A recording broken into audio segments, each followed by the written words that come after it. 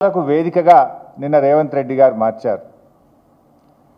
కేసీఆర్ గారు తెలంగాణ జాతిపితగా పేరు తెచ్చుకుంటే రేవంత్ రెడ్డి గారు బూతు పితగా పేరు తెచ్చుకున్నారు.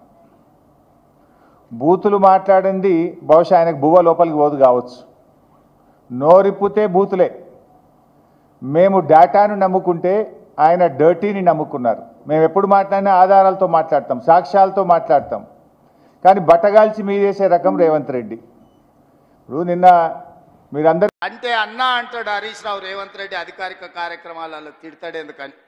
ఆయన ఇవాళ మాట్లాడుతుంటే చంద్రశేఖరరావు గారంట తెలంగాణ జాతిపిత అంట. మిత్రులారా, ఇట్లా మాట్లాడితే ఇంకా నేను ఏదో ఒకటి అనకపోతే ఎట్లయితుంది మీరు చెప్పురు. జాతిపిత గురించి మీకు తెలుసు కదా. ఆ జాతిపితకు మందు వాసన పడుతుందా? గుజరాతుల్నే బంధు పెట్టించింది, అవునా? ఆ జాతిపిత గాంధీ ఆశ్రమాలలో ఉన్నాడు, నిరాడంబరంగా ఉన్నాడు.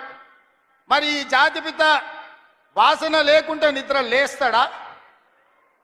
ఆ జాతిపిత ఎక్కడా? ఈ జాతిపిత ఎక్కడా? ఆ జాతిపిత ఎక్కడో చిన్న చిన్న దళిత వాడల్లో జీవితం గడిపితే 100 ఎకరాల ఫామ్ హౌజుల్లో ఈ జాతిపిత గారు ఉన్నారు. ఈయన జాతిపిత ఎట్లయితాడని నేను అడుగుతున్నా. అసలు పోల్చుకోవడానికన్నా పొంతన ఉండాలి కదా. పులిని చూసి నక్క వాతలు పెట్టుకుంటే వాతలతోనే నక్క పులి అయిపోతుందా? జాతిపిత అంటే ఎవరు? కొండ లక్ష్మణ్ బాబూజీ జాతిపిత. జాతిపిత అంటే ఎవరు? ప్రొఫెసర్ జయశంకర్ జాతిపిత.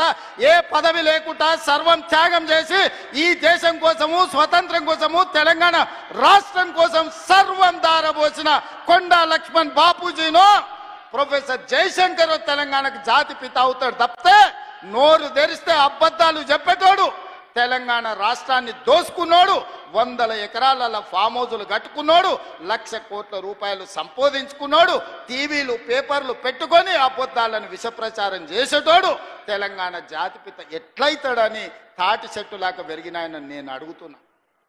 ఇవాళ నేను ఇక్కడున్న యువకుల్ని కూడా అడుగుతున్నా, ఎవడయా జాతిపిత తెలంగాణకు? తాగుబోతాడు జాతిపిత అవుతాడా?